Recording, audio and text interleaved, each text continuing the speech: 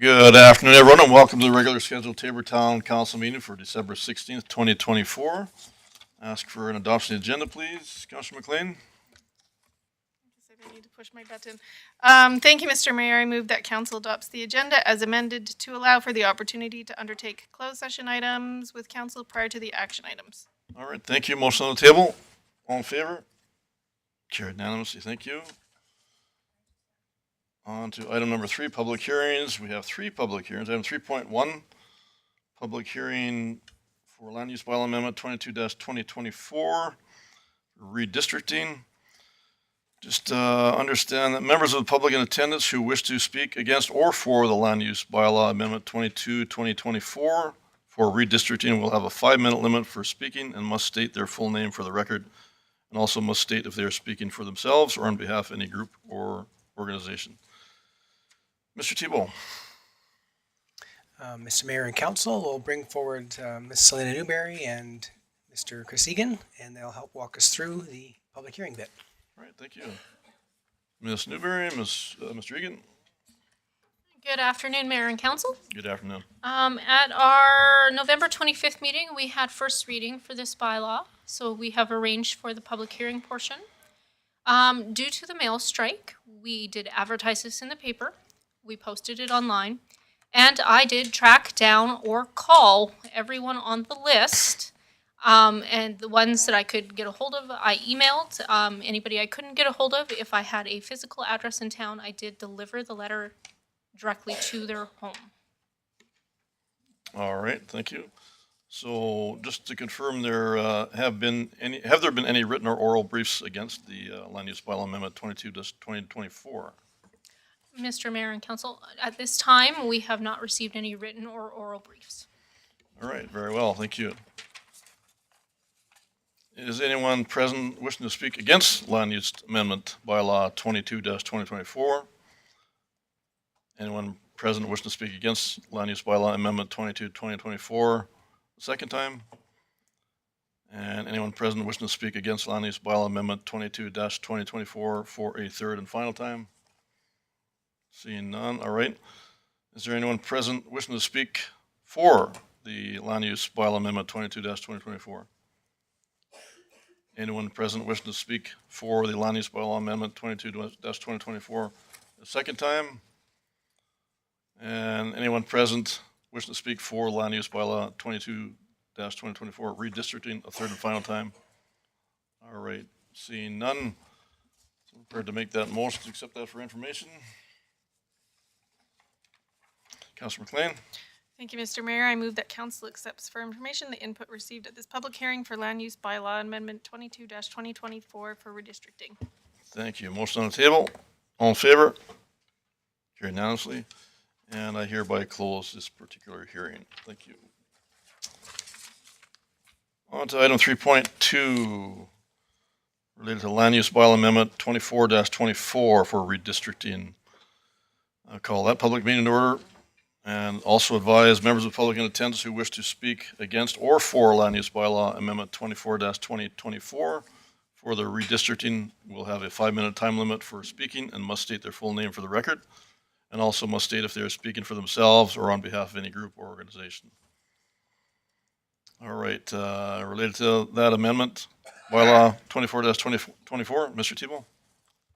Again, we'll ask Ms. Newberry and Mr. Egan to come forward and walk us through this one. Thank you. Good afternoon, Mayor and Council. Good afternoon. We had first reading for this bylaw at our November 24th meeting as well. We did advertise for our public hearing in the paper, online, and again, I did reach out and call and email who I could, and I did actually hand deliver a number of these letters to the people as well. All right, thank you. Just to confirm, have there been any written or oral briefs against the land use bylaw amendment 24-2024 for redistricting? I have received no written or oral briefs at this time. All right, thank you. Is anyone present wishing to speak against land use bylaw amendment 24-24? Anyone wishing to speak against land use bylaw amendment 24-2024 for redistricting a second time? And anyone present wishing to speak against land use bylaw amendment 24-24 for redistricting a third and final time? All right, seeing none. Is there any representative of the planning department for the planning office received? Sorry, went through that already. You have not received any written. All right, is anyone present who wishing to speak for the land use bylaw amendment 24-2024 for redistricting? Is anyone present wishing to speak for land use bylaw amendment 24-2024 for redistricting a second time? And anyone present wishing to speak for land use bylaw amendment 24-2024 for redistricting a third and final time? All right, seeing none, so I'm prepared to make that motion. Councillor Sorensen? Thank you, Mr. Mayor. I'd like to make the motion that council accepts the information, the input received at this public hearing for land use bylaw amendment 24-2024 for redistricting. All right, thank you. Motion on the table. All in favor? Carried unanimously. Thank you. And I will also declare this public hearing closed. On to item 3.3. Also public hearing for direct control development application 24-235. I will call that public hearing meeting to order. And once again, members of the public in attendance who wish to speak against or for the direct control development application 24-235 will have a 5-minute time limit for speaking and must state their full name for the record. Also must state if they are speaking for themselves or on behalf of any group or organization. Mr. Thibault. One more time, we'll have Ms. Newberry and Mr. Egan come forward. All right. Thank you. Good afternoon again, Mr. Mayor and Council. This public hearing is actually for a development permit, which is located in a direct control district. And due to the fact that there are no appeals to council's decision on direct control applications, we hold a public hearing so that the public can come and make any comments they wish to make, and you can take those into consideration before you make the decision. All right, thank you. Just to confirm, any oral briefs for or against the direct control development application 24-235? We have not received any written or oral briefs at this time. All right, thank you. Is anyone present wishing to speak against direct control development application 24-235? Anyone present wishing to speak against direct control development application 24-235 a second time? And anyone present wishing to speak against direct control development application 24-235 a third and final time? All right, seeing none. Anyone present wishing to speak for direct control development application 24-235? Is there anyone present wishing to speak for direct control development application 24-235 a second time? And is there anyone present wishing to speak for direct control development application 24-235 a third and final time? Right, seeing none, so I'm prepared to make that motion for information purposes. Councilor Renfro. Thank you, Mr. Mayor. I'll make a motion that council accepts for information the input received at this public hearing for direct control development application 24-235. All right, thank you. Motion on the table. All in favor? Carried unanimously. Thank you. Also declare that public hearing now closed. All right, moving on to item 4, adoption of minutes. Item 4.1, minutes of regular meeting of the council, November 25th, 2024. Mr. Thibault. Administration has noted no differences in the minutes, and so back over to council and mayor. All right, thank you. Any questions arising, concerns? All right, Councilor Bruin. Thank you, Mr. Mayor. I'll make the motion that council adopts the minutes of the regular meeting of council held on November 25th, 2024 as presented. All right, thank you. Motion on the table. All in favor? Carried unanimously. Thank you. Item 5, business arise from the minutes. There are none. Item 6, bylaws. Item 6.1, second and third reading for proposed land use bylaw amendment 22-2024 for redistricting. Mr. Thibault. Again, we'll have Mr. Egan and Ms. Newberry come forward for 3 more times based on the public hearings we just had. All right, thank you. Good afternoon, Mayor and Council. Good afternoon. So we're looking for our second and third reading for bylaw 22-2024. This particular bylaw was so that we could redistrict or rezone parcel up on the north end of town from residential commercial to institutional and recreational.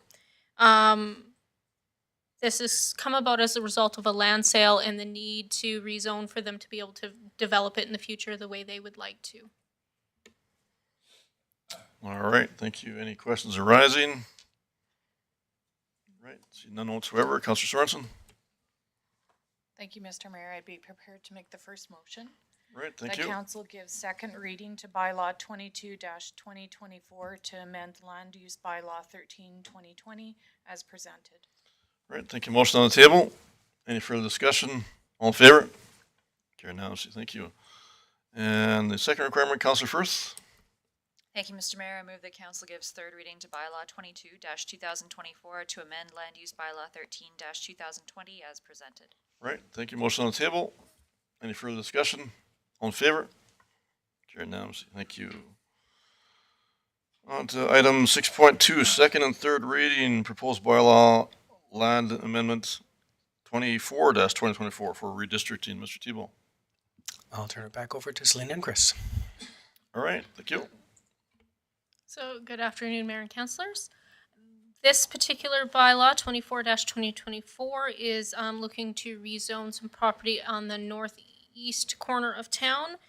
It's currently urban reserve. We are looking to rezone it to medium industrial. This is so that future industrial development can take place in this particular area. All right, thank you. Any questions arising? All right, see none. Someone for to make the first motion. Councilor McLean. Thank you, Mr. Mayor. I move that council give second reading to bylaw 24-2024 to amend land use bylaw 13-2020. Thank you. Motion on the table. Any further discussion? All in favor? Carried unanimously. Thank you. Someone prepared to make the next required motion. Councilor Beckert. Thank you, Mr. Mayor. Move the council gives third reading to bylaw 24-2024 to amend land use bylaw 13-2020. Right, thank you. Motion on the table. Any further discussion? All in favor? Carried unanimously. Thank you. And on to item 6.3, proposed fee bylaw 28-2024. Mr. Tebow.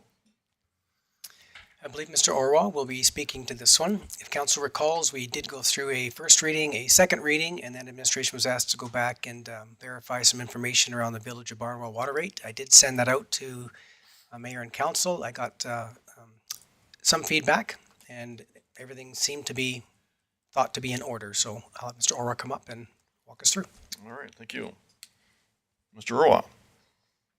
Good afternoon, Mr. Mayor and members of council. Good afternoon. I think I have nothing to say. All has been said, because I think there was only one item, and that was the Barnwell water. And I think the correspondence between the CEO and council was sufficient enough. So there's Okay, nothing else left. Others had already been explained to council members. just to clarify, any questions related to that previous inquiry? None whatsoever? All right, Councilor Renford. Thank you, Mr. Mayor. I'm ready to make the motion that council gives third and final reading to fee bylaw 28-2024 as presented. Thank you. Motion on the table. Any further discussion? All in favor? Carried unanimously. Thank you. On to item 6.4, bylaw 27-2024, the lending bylaw, Tabor Arts and Recreation. Mr. Tebow. Again, we'll have Mr. Orwell come forward and he'll walk us through the lending bylaw. All right, thank you. Mr. Roa. Thank you again, Mr. Mayor and members of council. So I have this bylaw number 27-204, the Lending Bylaw Society for Tabor Arts and Recreation. Now, this had gone through the first reading to give us enough time to advertise. Now, it has gone through the advertisement and there is no objection and nobody appealed. So we're just bringing it back to council for the second, third, and final reading so that we can lend them the money. All right, thank you. Any questions arising? Councilor Beckering. Yeah, thank you, Mr. Mayor. Mr. Orwa, as we're all aware, there's been some severe changes in interest rates in the last little bit. Does the Tabor Arts and Recreation Society still agree with the 4.5% interest rate, sir? Yes, I believe this is the rate that was directed by council, and that is the amortization rate that I did put forward, and that is 4.5% at 10-year term. And that is the rate at which we'll be lending to Arts and Science Society. Mr. Mayor? Yes, Thank you absolutely. very much, sir. Thank you. Good deal. All right, thank you. Counselor Firth? I'm prepared to make the motion. All right. I move the council gives second reading to bylaw 27-2024, being the lending bylaw, Society for Tabor Arts and Recreation of the town of Tabor. All right, thank you. Motion on the table. Any further discussion? All in favor? Carried unanimously. Thank you. Counselor Bruin? Thank you, Mr. Mayor. I'm prepared to make the motion that council gives third and final reading to bylaw 27-2024, lending bylaw, Society for Tabor Arts and Recreation with the I'm reading the wrong alternative there. Lending bylaw of the town of Tabor. All right, thank you. Motion on the table. Any further discussion? All in favor? Carried unanimously. Thank you. On to item 6.5, Emergency Management Bylaw 29-2024. Mr. Tebow. We'll have Mr. Steve Munchaw come forward and Amy, it looks like, to speak to the emergency management. All right, thank you. Afternoon, Mayor and Council. Good Thank you. afternoon. I'm joined here with Assistant Chief West as my Absolutely. Deputy Emergency Management Coordinator. And she actually did most of the writing on this process. So what we have in front of us is the Emergency Management Bylaw, which was a rewrite from Bill 21. There's many adjustments through that change to make it more streamlined and a better approach as well. We've learned through the emergencies that have happened in Alberta. You'll notice the biggest change as well is we have an emergency management agency that is made up of the admin staff, CAO, directors, chiefs. That is there to support an emergency and the need when we have to evacuate the rest of the community and getting the state of local emergency in effect when most mayor and council have had to leave and evacuate the community. And so that's the main reason for that. Outside of that, the process of the emergency bylaw has gone through the Emergency Management Committee and had questions there, and we've answered those. And if any Emergency Management Committee is in front of us today to assist us with those questions. So I turn it back to you, sir. All right, thank you. Any questions arising? Counselor Beckering? Thank you, Mr. Mayor. Yeah. For the benefit of council members, the Emergency Management Committee meeting we recently had discussed this at length. It was a very lengthy meeting and it all went well. Thank you. All right, thank you. Yes, I would agree. And thank you so much, Chief Munchaw and Assistant Chief West as well for all your efforts. What else can I say? It was very, very straightforward and not really a lengthy meeting, but it was very straightforward and very informational. So, Councillor Sorensen. I was just prepared to make the first motion. All And right, very I well. know that Councillor Beckering loves long meetings, so Yeah. thank you for sharing that with Held us. it within its time span. Thanks very much. Yes.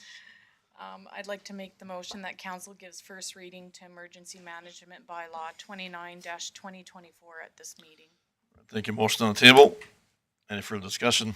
All in favor? Carried unanimously. Thank you. All right. Oh, sorry. Yes, you're right. What am I getting ahead of myself here? Yeah, you're right. All right, sorry. So the next required motion, Councillor McLean. Thank you, Mr. Mayor. I move that council gives second reading to Emergency Management Bylaw 29-2024 at this meeting. Thank you. Motion on the table. Any further discussion? All in favor? Carried unanimously. All right. Thank you, Councillor Firth. The third required motion. I pressed my button first. I move the council unanimously agrees to proceed to third and final reading to the Emergency Management Bylaw 29-2024 at this meeting. Thank you. Motion on the table.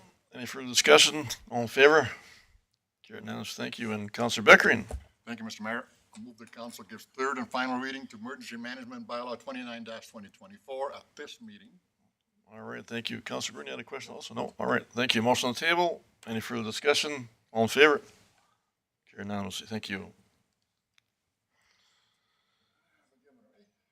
Item 6.6, proposed investment incentive bylaw 16-2024. Mr. Tebow. Mayor and council will have Amy Allred come forward to speak to this one. Administration was sent away at one point in time to revisit this and try and streamline it a little bit, and so Amy will present that to council. All right, thank you. Ms. Allred. Hello, Council. So we are returning with the proposed investment incentive bylaw. We brought the first reading on October 28th, which went through, and there was no changes requested after the first reading. So we're here to request the second and third readings. There were two minor changes made to the original investment incentive bylaw. including removing the condition that applications must be received before a building permit is issued, which makes it easier for us and the applicants, and that council will review all the applications from the prior year in March each year for approval. So this bylaw offers a 5-year tiered tax exemption on commercial and industrial properties that qualify. Are there any questions? All right. No questions arising whatsoever. All right. Thank you, Councillor Bruin. Thank you, Mr. Mayor. I'll make the motion that council gives second reading to the investment incentive bylaw 16-2024 as presented. Thank you. Motion on the table. Any further discussion? All in favor? Carried unanimously. Thank you, Councillor Firth. Thank you, Mr. Mayor. I move the council gives third reading to investment incentive bylaw 16-2024 as presented. Thank you. Motion on the table. Any further discussion? All in favor? Carried unanimously. Thank you. All right, moving on to item 6.7, proposed residential tax incentive bylaw 17-2024. Mr. Tebow. Amy has stayed in front of you because she'll be speaking to this one as well. So Amy, go ahead. Hello, Council. So this is very similar to our recent one that we just passed. The residential tax incentive bylaw came for a first reading on October 28th. There were no changes requested after this. Again, the same two changes we made to the previous bylaw, removing the condition that they must apply before the building permit is issued and that council review all the applications from the previous year in March for that year. This incentive offers a 4-year tiered tax exemption on residential properties that include single-family, multifamily, mixed-use, multi-use, new manufactured homes, and the addition of legal suites. Are there any questions? All right. No questions arising. Councillor Bruin. Thank you, Mr. Mayor. I think it's a very good program we have. It'll help people building new homes quite a bit with their first go at it. So I'd like to make a motion that council gives second reading to residential tax incentive bylaw 17-2024 as presented. Thank you. Motion on the table. Any further discussion? All in favor? Carried unanimously. Thank you, Councillor Sorensen. Thank you, Mr. Mayor, and I'd like to reciprocate Councillor Bruin's sentiments and also include that this makes housing more attainable and affordable. So I'd like to give or make the motion that council gives third reading to residential tax incentive bylaw 17. My mic cut off. 17-2024 as presented. Thank you. Motion on the table. Any further discussion? All in favor? Carried unanimously. Thank you. On to item 7, action items. Item 7.1, 2025 proposed capital budget. Mr. Tebow. So council had mentioned going into closed session. I believe that was probably prior to the operating budget and not so much the capital budget, but council can decide on that. And Mr. Orwa will come up and present the capital budget. All right. Thank you. Mr. Orwa. Thank you again, Mr. Mayor and members of council. So now before you is the final capital budget for 2025.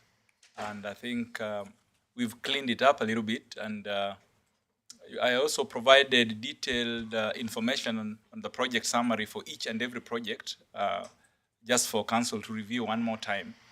And again, the last time I did mention that I was going to go through the funding. I've gone through the funding and I've made sure that at least they're lined up. And I know when it goes to LGGF, I know they will accept those ones. And again, the former gas tax as well. So the funding side is okay. And then the last bit is the long-term debt, which is the 1.6 million. So the others remains the same. If there is any final question to departmental heads or anything, clarification, I would present this one as the final capital budget. All right. Thank you. Any questions arising? Councillor Beckering. Thank you, Mr. Mayor. Yeah. Thank you, Mr. Orwa. 2 questions regarding the police capital requirement. I see the police department is looking for 2 vehicles for annual police vehicle replacement, or is that just 1? There are 2. I don't know, is the chief here? The chief. Well, it doesn't matter. Chief Abella. Good afternoon. So the one vehicle is a replacement of our current fleet that we do in a cycle that I think you've been on council a long time. You've seen that cycle of a vehicle every year. The second vehicle is in conjunction with the MD of Tabor CPO program.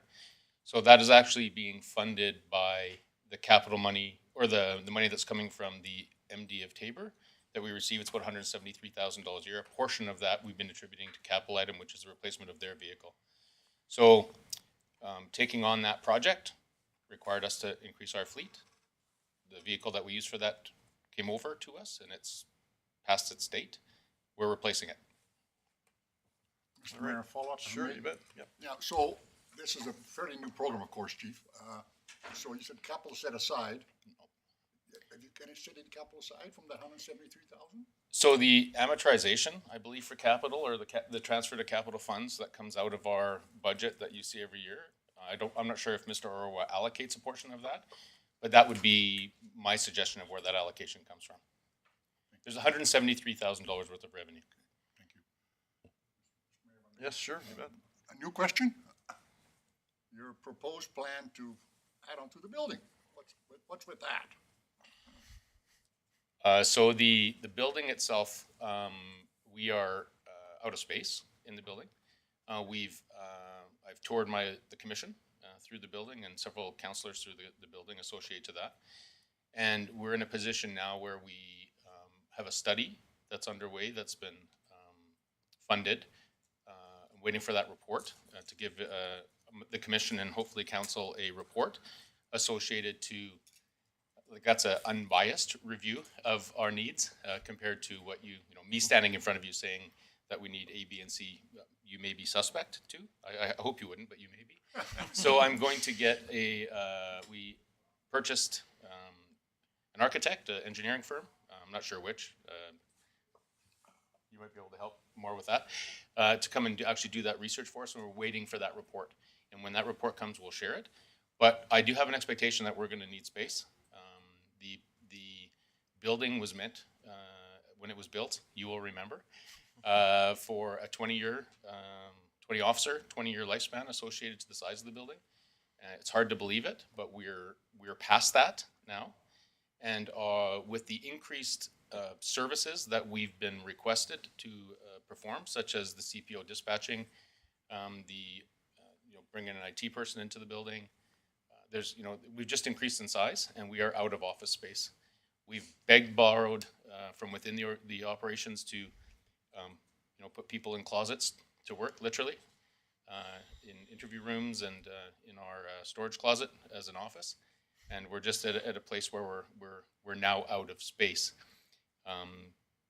This was brought to the commission and to administration of town probably 6 months ago, and this is the first foray into that. And I think we're probably going to have to come mid-year if it's approved. We're going to have to come mid-year with more monies to be requested if it's going to happen. But we're in a position where I can stand in front of you today and say I need more space. Thank you, Mr. Mayor. Follow-up? Sure, you bet. So the funding of this report, of the study, was that authorized by council or was that authorized by the commission? Or Commission. how did that go? It came out of my operating funds from the Came commission. out of your operating funds? Correct. So you had too much money, is that correct? Yes. It was. I didn't budget for that. You So knew I was going for that. I knew you would. Thank you, Mr. Mayor. Thank you. All right, you've been no trouble. Councilor Bruin. Thank you, Mr. Mayor. Follow-up to the follow-up. So this $200,000, what is that doing? That's just a study to see if we need more space, or? That's simply setting aside capital monies in a way in which we're not asking for a huge. See, if I come in and ask for all the money that we need right now, what that's going to do is delay. If we get approved, it would delay all the other projects that need priority within the town. This is place marking $200,000 of the capital money to say, if we're going to do it, this is a piece of the pie that we're going to require. And mid-year, July, August, I might come to you with the actual, it's a step-by-step basis, right? If this report tells us it's needed and the commission says go ahead, I'm going to come to you with a request for architectural monies or monies for an architectural report to determine what I need. That's part of this. Then there'd be at the end of that, if it's required and if it's what the cost is going to be, we'll have to come to council to say it's going to be X number of dollars, and you'll have to make a decision at that time. Follow up to the follow-up. If that makes sense. The By the way, I wasn't prepared to speak to capital budgets today, so thank you very much for the. well, it gives you an opportunity to explain. Yeah. So you're going to do a study to decide if you need to expand. Correct. We know we need to expand, so why are we wasting money on that? Why don't you use some of this money now right towards the architectural design?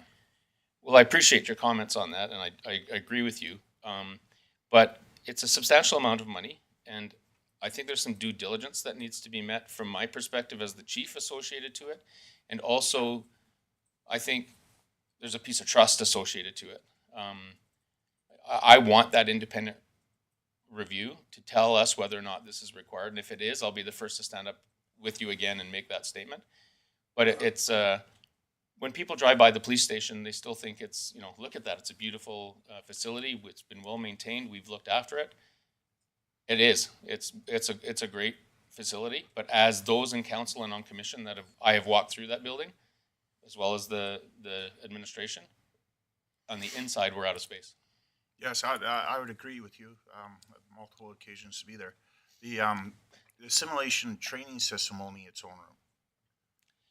No, I don't think so. I think we have existing facilities within the town of Tabor, including with some support from the fire department. He doesn't know it yet, but where we'll be able to use some of our existing infrastructure and existing training spaces shared within the organization to actually put that. So what that simulator is, it's a virtual reality piece that actually squares off a 10 meter by 10 meter space. And it's hard to explain, but within your virtual reality, you can't exceed that space within the training platform. So all I need is an open 10 by 10 meter space. Okay, 10 meters is fairly big. Yeah. That's the size of this room. But I think we've got it. Okay, no, that's good then. I'm questioning why we're spending extra money on a study we know is going to say we need more room. Well, we will need architectural drawings if we're going to do it correctly. And that $200,000 will assist with The architect. paying for some of those architectural That dollars. should almost at least cover the architect. How much does this other study I'm hoping cost? so. $12,000. 12,000. Okay. Okay, thank you, Mr. Mayor. All right, thank you. Councillor Sorensen. Thank you, Mr. Mayor, and to Chief. The only thing I have a problem with is approving something before we've approved the actual build. If it's hard to approve something if we haven't approved the $1.4 million potential, like worst case scenario add-on. So I'm just wondering if we've done this before, if you've normally like preempted some money for a capital project without it being decided upon. Well, I can tell you, can I answer? Sure, yeah. So I don't have a lot of experience in building buildings. So, but there are others in the room that do. And I've taken their leadership and advice associated to what we should possibly do associated with this. And that question that you asked is one that we also posed within our deliberations that we had as administration. And it's a philosophical decision more than it is a budget one for me. You're right.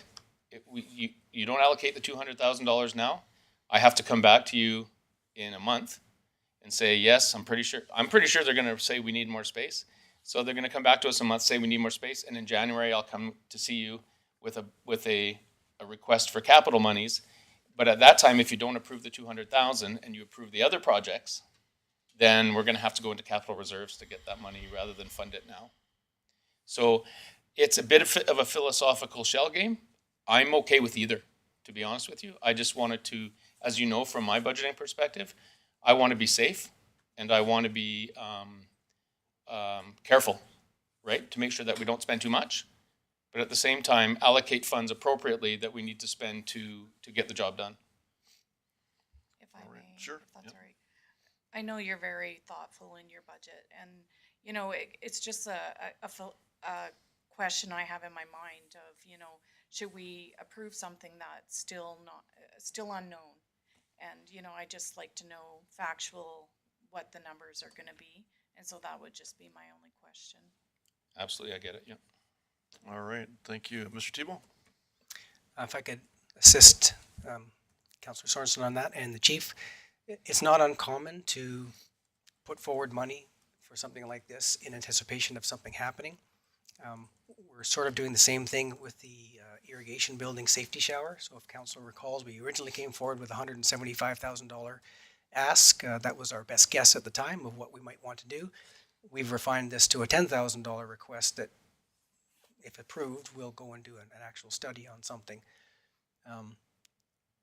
If in fact nothing goes any further with the building request, the money just doesn't get spent and it will go back and roll into capital reserves anyways. So it's not uncommon to earmark something from administration's perspective in this way.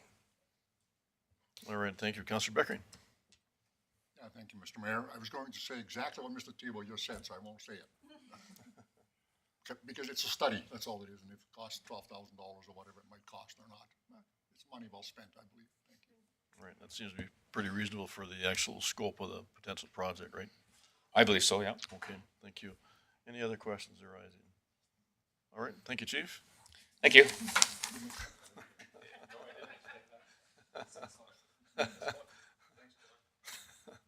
Mr. Orwa. Yes, just back.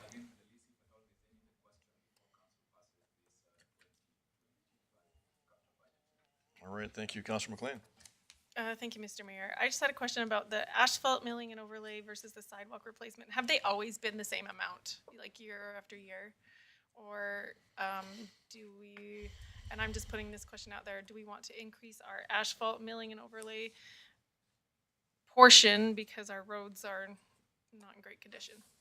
Thank you very much. I'll yield my time to Mr. Egan.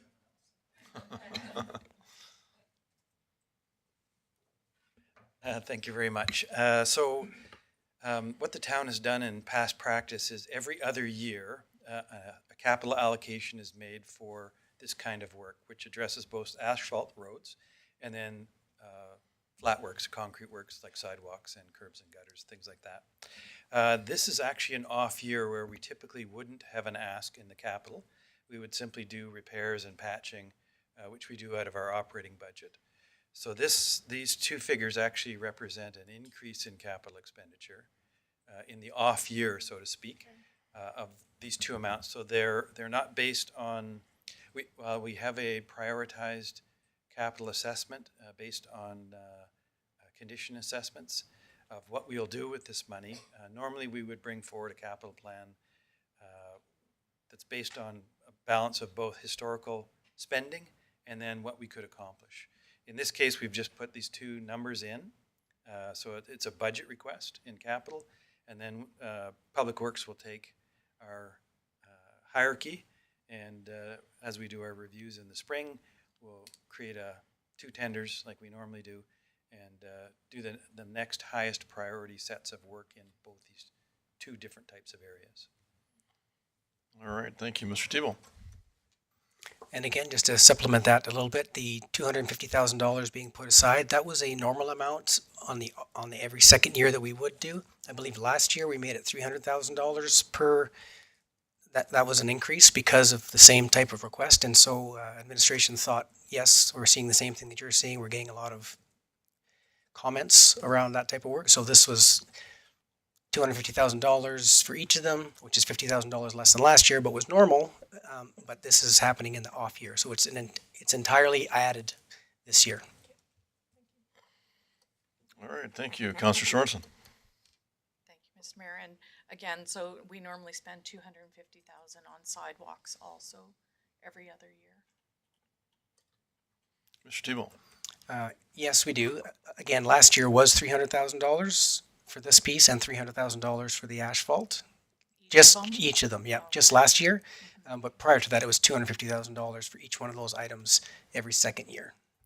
So if I may add to that, so do we find that because the cost of everything's going up, do we feel that $250,000 is adequate to do everything that we propose moving forward for this year?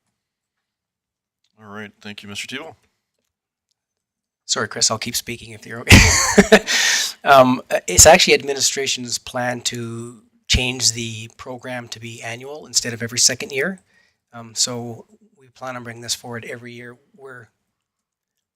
I couldn't even tell you the number, but it's a large number from a capital project perspective to keep up with this type of work.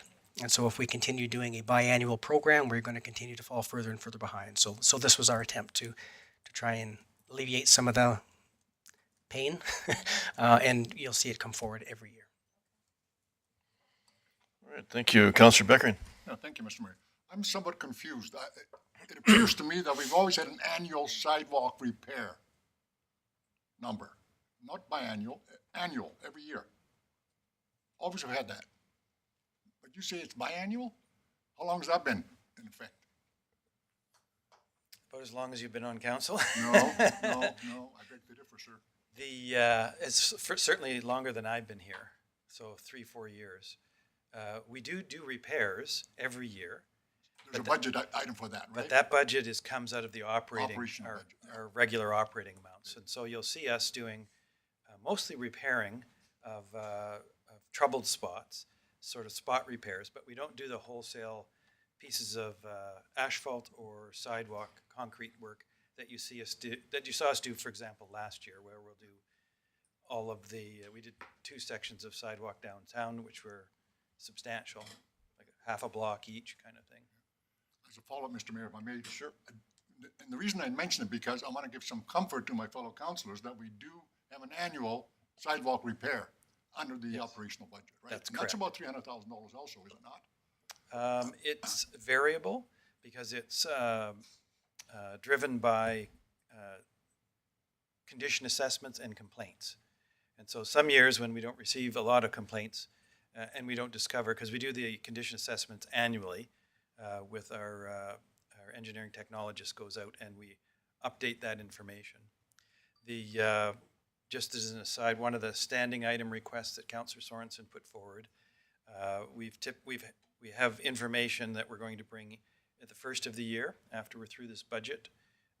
And part of that will be the asset management philosophy for the town and the flat works, asphalt and concrete sidewalks are the 2 areas that we have the best information as Public Works. And we're using those as samples or examples of the type of work that can be done to forecast and work with a risk assessment matrix. So when you ask the question, are we doing everything we should be doing? Based on council's feedback, and if we can use this model, and there's some implications to it because there's a lot of information that we have, but a great deal of information that we have not gathered as of yet. And there's a lot of work associated with maintaining that model. But it can give you 10-year projections with the theoretical push of a button. And it can model different scenarios based on council's risk profile related to the condition of things and the impact on citizens and vehicle traffic and accidents, things like that we can take into account. But it's a very complex system, and we wanted to keep that very separate from the budget because there'll be numbers involved and issues associated with that type of modeling that have an impact on the operating budget from administration's perspective. All right, thank you. Counselor Sorensen. Thank you, Mr. Mayor, and to Mr. Egan. I think, and this is probably for a later discussion, but I think equipment is easier to identify as a lifetime as you have like for vehicles and stuff compared to roads and sidewalks. So that would be my only comment. You bet. All right, thank you. Any other questions, right? All right, thank you. Mr. Orwa, excuse me, nothing more to add with that, it's all covered. So we'll have more questions. All If right, it's covered, then we're just requesting, administration is requesting the listing before you to be approved for 2025. all right, thank you. Counselor Sorensen. Sorry, I guess I do have one more question to Mr. Egan. So for the safety of the employees that are working and needing that emergency shower, so currently they aren't gonna have anything, we're just gonna do a study? So the $10,000 that's currently budget that replaced that, the capital expense, is for, to study the 4 or 5 various options we have and find the most effective, cost-effective approach to achieve the safety requirements. It's a remote location, and so it doesn't have access to water, has limited access to power, and so it makes it a little bit more complicated to put that type of a facility there. We should also, in that process, we need to do some reviews of the building and review of the occupational health and safety requirements associated with a safety shower and a eye wash station. So that'll allow us to come up with the best solution, which we can then come back to council after budgeting the various options that we'll get from contractors depending on which direction we go. And there'll be a capital request coming back in early 25. And then we've also, if that capital request isn't approved, we do have money built in the operating budget that we would do a portable rental again. And that'll get us through this next season.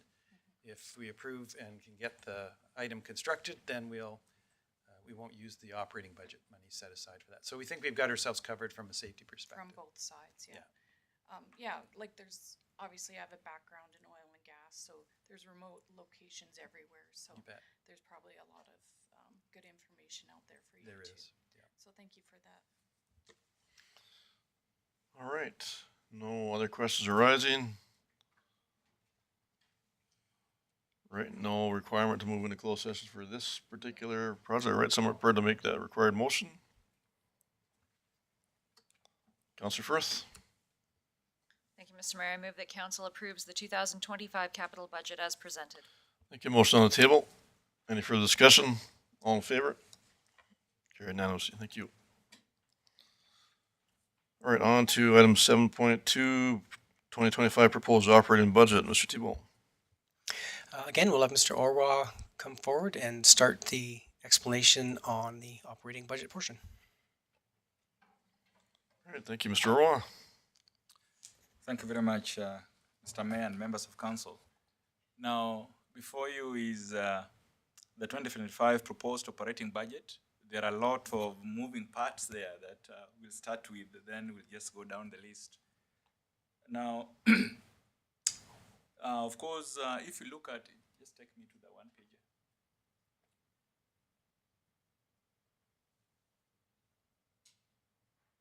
Okay, right there. So if you remember, all the departmental heads came before you and presented their vision and what they want to see in their departments, and that was presented individually. Now we've taken the whole thing and put it in one area, and in this case, this is now from a bird's eye view what the town looks like in terms of 2025. Now, you might wonder why I'm putting 2026, 7, and 8. That is just getting back to MGA.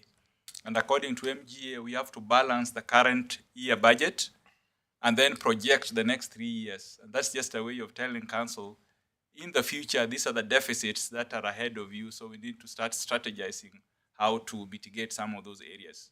Now, if you go through there, you can see under 2025, the green one tells me it is a balanced budget. And this particular budget, you can see it's balanced, and one, we don't have any stabilization fund in it. And then one other thing that I would like us to bring up in this budget, if you go back to the net taxes, again, year over year, it is flat. We've not increased anything on the net tax revenue at this point. Now, the other thing that I would like to maintain, talk about in this budget is there are so many stuff included there. Part of it we'll be talking about when we get to the salaries areas. And again, this particular budget has also factored in possibilities of areas where we are going to borrow money, and of course, how we're going to service those debts. Remember, we are to move them from utility back to taxes. Now, the other thing that I would also like to mention in this particular budget is some due diligence have been done since you last saw this budget, and some areas have been reduced. Some areas probably might see some slight increases, but they're offset in different areas. And I think we're going to see that a lot when we get into salaries discussion. Now, the last thing that I also want to, before I open it for maybe some questions, is why am I talking about net taxes? I think that's the good part. Now, at this point, we do not know exactly what the assessments are going to be in the coming year, but we do have some projections. Now, I did speak to our assessor, and I think this is something that you might like and might make people smile. Now, when we look at the residential side of taxes, we are seeing at least growth of about, we're going to see over 12% in growth. And when I'm talking about growth, I'm talking about, these are new assessment roles. Non-residential, remember last year we had about 7%. Now the assessor is seeing, we're likely to see 12% growth. And of course, it's very close with what we are seeing also in Coaldale.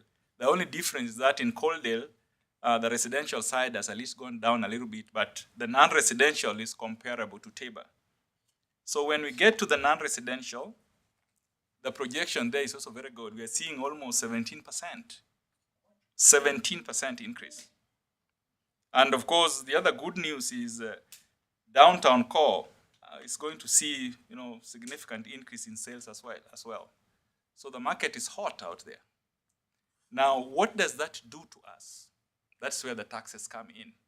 And that's when we have that discussion when we come back in April, especially when we see the actual assessments come through.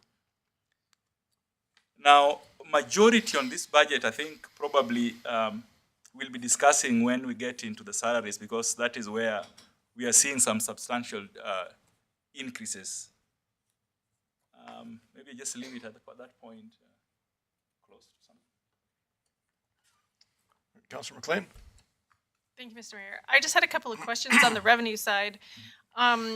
Just a comparison, just a quick question about your projections for the future years here. On investment income in 2026, you have it significantly reduced from 157 down to 21, and then back up to 156 and 155. So there's a significant drop, but then it is still reducing from this 2025 budget. And then also, I'm interested in revenue from reserves. So is that like you're pulling from reserves? Is that what that means? Or is that just revenue from reserves? I'm not understanding that line exactly. So the one you see there, revenue from reserves, that is from the operating reserves. We do have some operating reserve funds. And the 30,000 that you're seeing there, I think about almost 25,000 of it is for snow removal. And we do that from every year. We pull money from operating reserves into the budget to cater for the snow removal.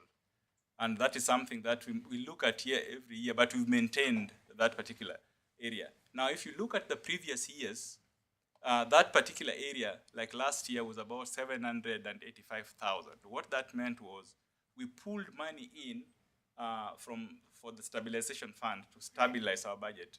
But this year, we are not doing that because if you look at under the sales and user fees, it's very high. So it's cushioning this budget. And that's why you see we don't have that high figure. Otherwise, if we didn't have lots on sales and user fees, we would be seeing at least close to 800,000 down from reserves. That's what I was calling stabilization fund, which we're not using this year. All right, thank you. Councillor Sorensen?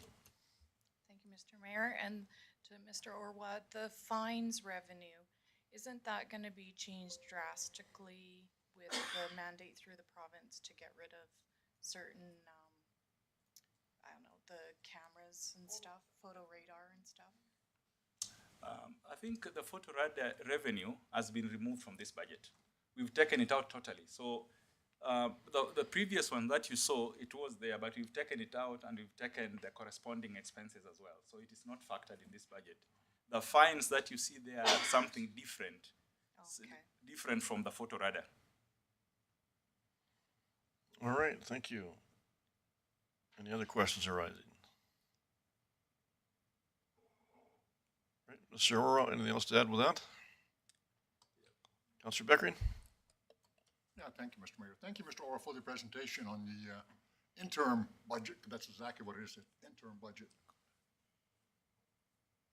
With the projected increase in assessments, especially non-residential, which shocks me, there better be no increase in net revenue and taxes because you're going to get hit anyway. So we better discuss that when the assessments come out. So if we cannot even set a percentage increase, decrease in taxation for next year because we don't know what the assessments are. Is that correct, sir? Thank you very much. That's why I left it flat at this point. Thank you. All right, thank you. So, Mr. Mayor, for follow-up, Sure. I've noticed in the media, places like Calgary, Coaldale have announced their increase. Who are they trying to kid?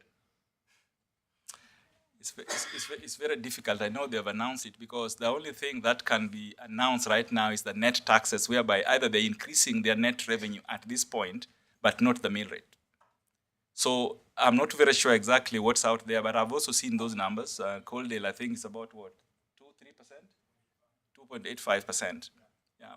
So I've left that flat year over year. When you see 11,445, that's exactly what it was last year. Until the right time comes, then all these players will now come in and we'll see the best way moving forward. All right, thank you. Any other questions whatsoever?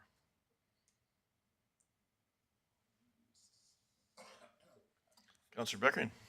Thank you, Mr. Mayor. Prepare to make a motion All right, that council approve the 2025 interim operating budget as presented. all right, thank you. Motion on the table. Any further discussion? All in favor? Carried unanimously. Thank you. Oh, sorry. Who did I miss? Oh, sorry. Sorry. Okay. All right, just carried then. Thank you. All right, on to item 7.3. What am I missing here? There's just a second motion on this one, Mayor. Oh, sorry, that's right, for the 3-year, right? Yes, okay. All right, someone prepared to make the 2026 to 2028 required motion. Mr. Tebow? That was it? Okay. Someone prepared to make that motion?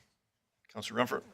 Thank you, Mr. Mayor. I make the motion that council endorses the 2026 to 2028 operating plan as presented. All right, thank you. Motion on the table. Councilor Firth, you have something else to add? All right, all right. Motion on the table. Any further discussion? All in favor? Opposed? Carried. Thank you.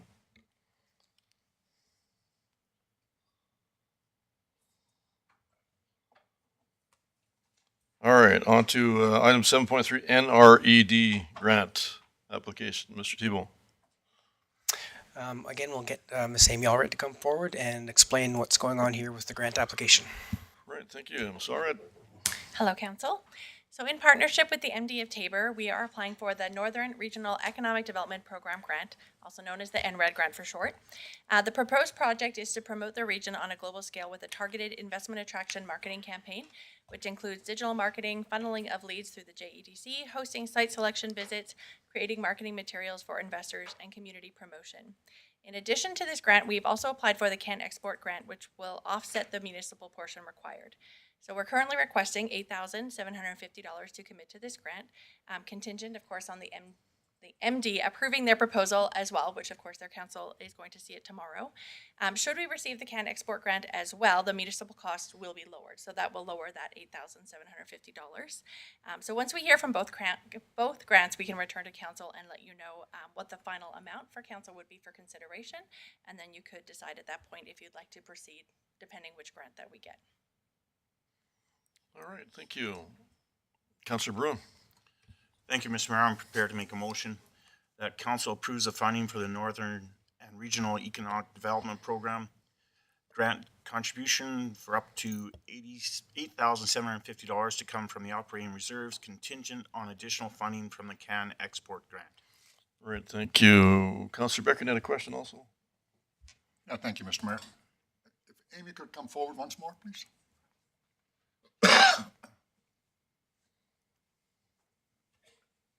Question is, Mr. Mayor, if I may, is other communities involved in this besides us? Or to me, it doesn't make a whole lot of sense to spend $8,000 to do what? So really it's to market more overseas and to site selectors. So we have site selectors who visit here sometimes, specifically when they're interested in this area, but we'd like to invite other people here to come and see the area and host them, not just ones who've already kind of picked us out of the mix, but we'd like to get more people here to show them the area and to have some more marketing materials that we can give to them.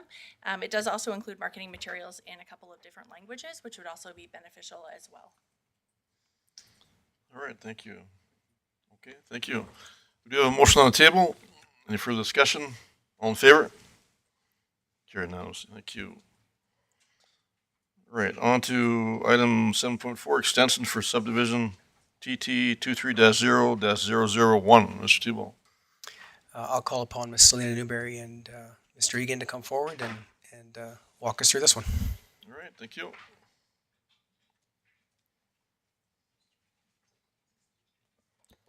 Good afternoon, Mayor and Council.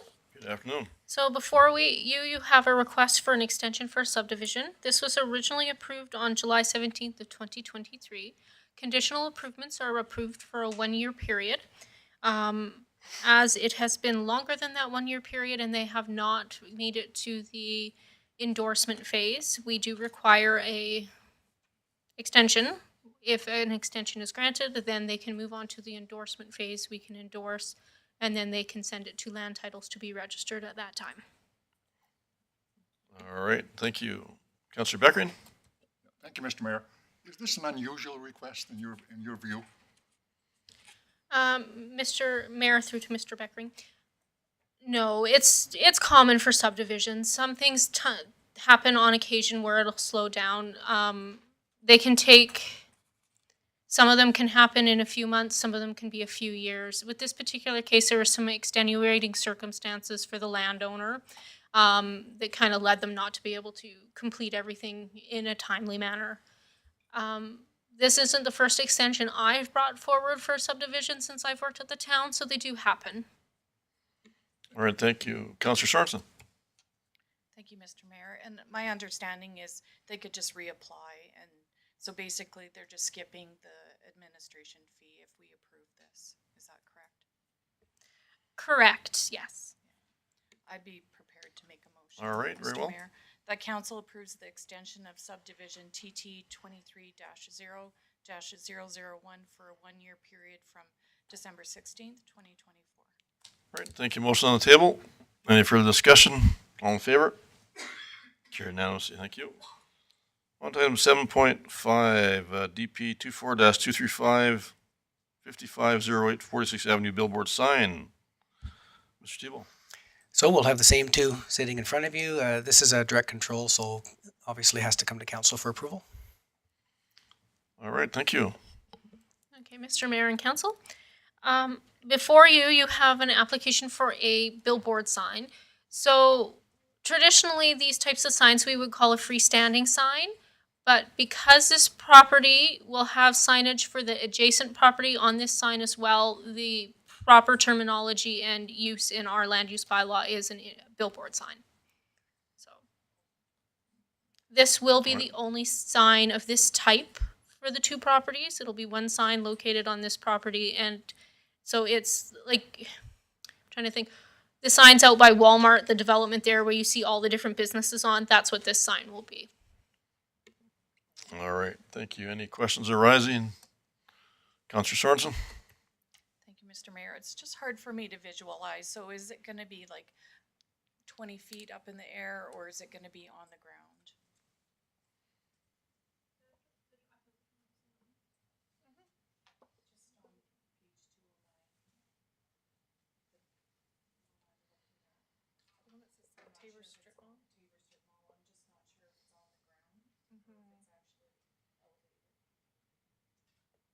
It's an elevated sign, yeah. It's not a small ground sign. It's a, no. Oh, yeah, the location of the sign is on the northeast corner of the lot, so it shouldn't impede any traffic. And we do have Selena does have an image in the package.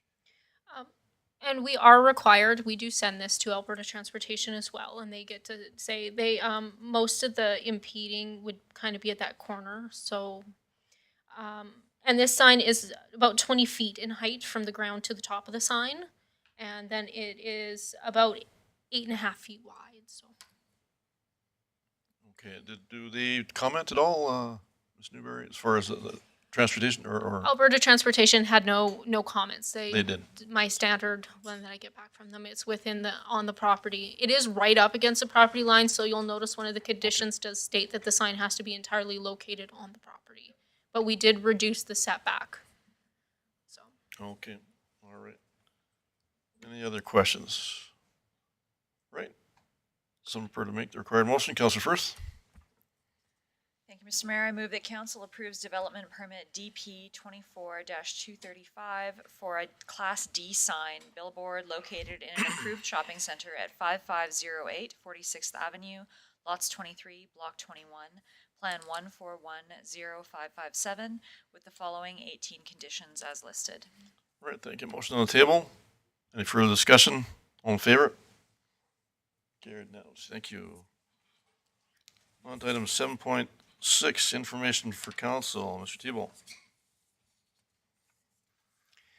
Okay, we have two items on the information for council, and Mr. Egan, if I could get you to come forward and speak to the ditch on 56. So this is Councillor Sorensen's motion that asks council to come back and just speak to the flow that happens through the 56th Street ditch and safety for the public. So, Mr. Egan.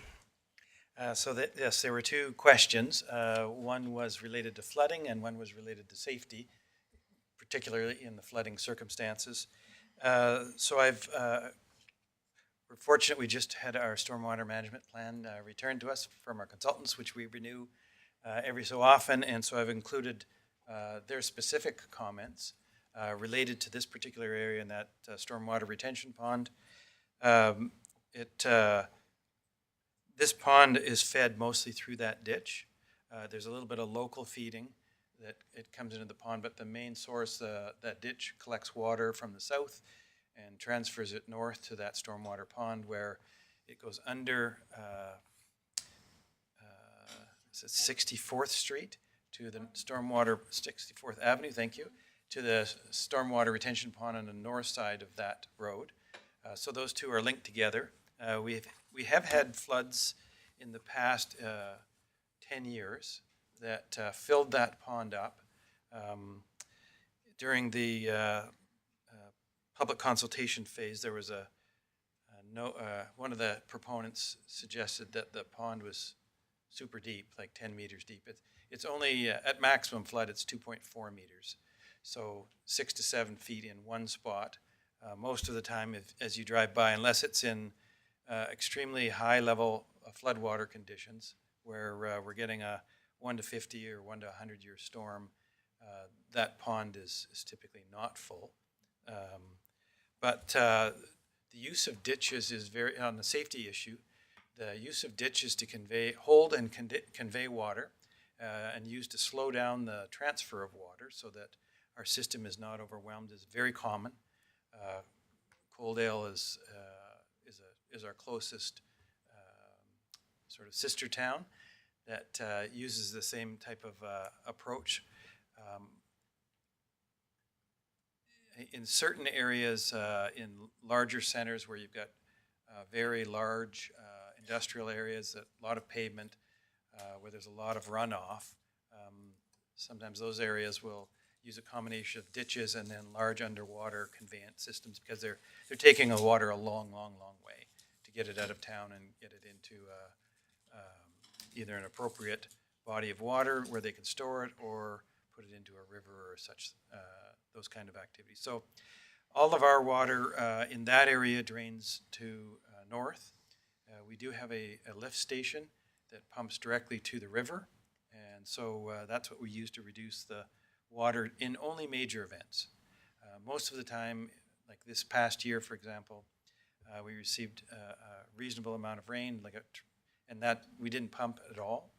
We just leave it in the pond and it evaporates or sinks into the groundwater, surface groundwater element, which is what the ponds are designed to do under normal circumstances. So we didn't, the report also didn't provide any warnings about risks associated with either pets or kids or people falling into the ponds or into the ditch when the water. We do have signs on that ditch because the water will run quite quickly through there in the major storm events. But in those circumstances, everyone's pretty aware that we've got a problem. We're in that 1 to 100 year storm, and they can see the effects of that. And so risks are extremely low, both from a severity and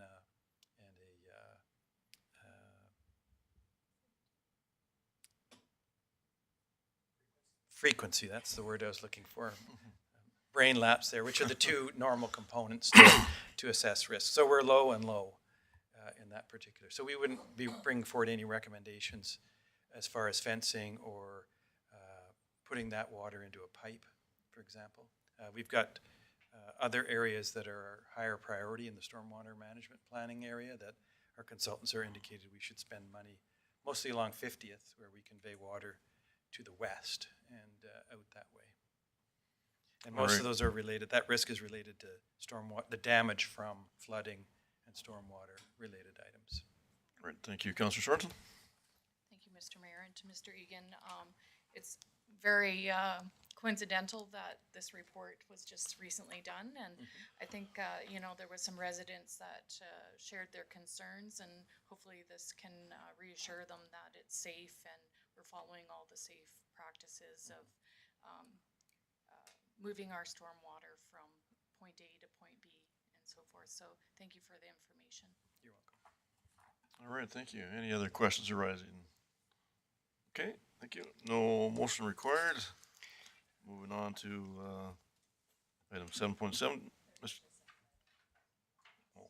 Was there? Yeah, just a second, the second item, Mr. Mayor, if I could. Oh, okay, sorry.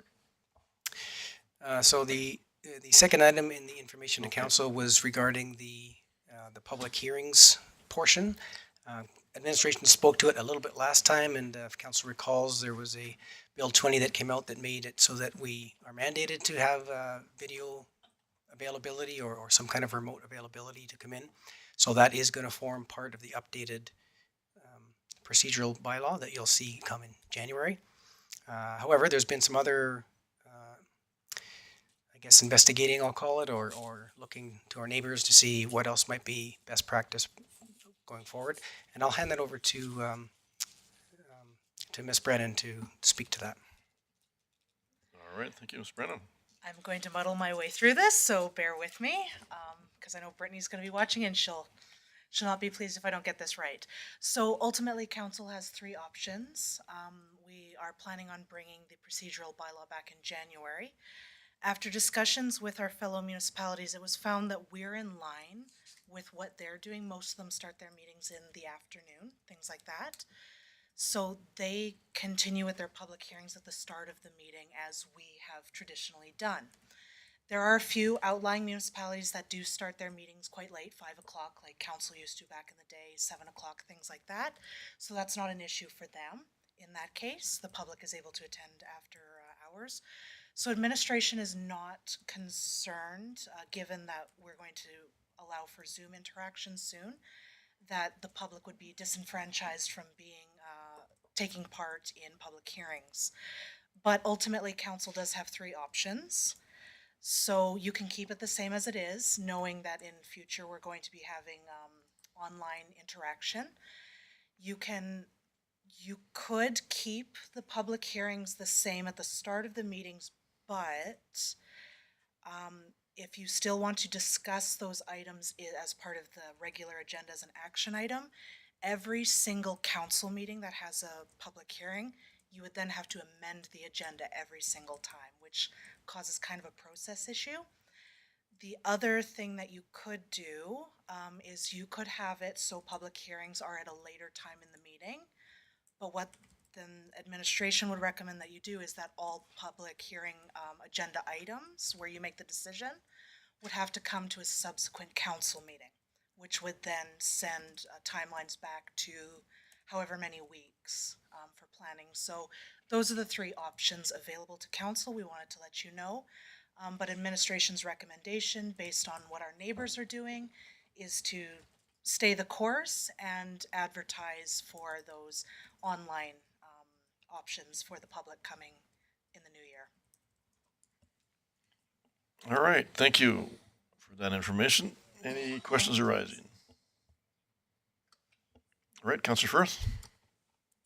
Thank you for that information. Yeah, my goal with the question was just to make our public hearings as accessible as possible for the public. But I think with the opportunity to participate virtually, as well as was mentioned, the ability to send in comments in writing, I'm pretty confident that most members of the public would have an opportunity to have their concerns heard at a hearing if they so choose.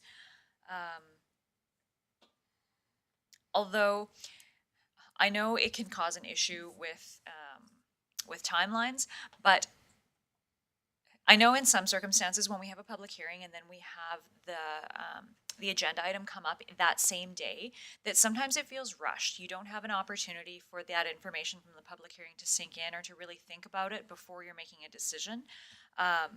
So I would just ask that if it's possible in the future, that administration could separate those two. And I know that's not always possible because often there is tight timelines, especially with planning, but thank you for the investigation. I appreciate it.